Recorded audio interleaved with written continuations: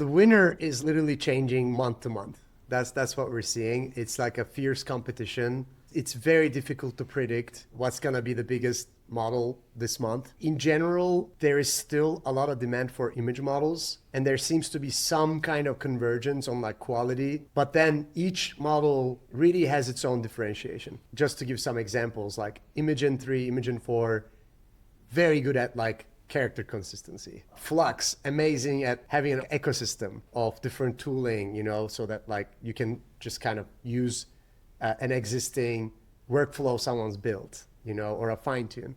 Each model really brings its own capabilities.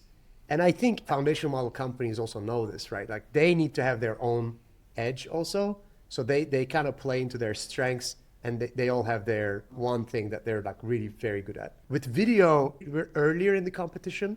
There's still a lot of like leapfrogging happening. There's just so much more to build. And there's just like, we haven't hit like a quality bar where there's just like marginal improvements. We're not there yet. So over there, it's like more fierce competition, and it's very hard to predict what's going to happen next month. It's like we're operating at the scales of like weeks at this point.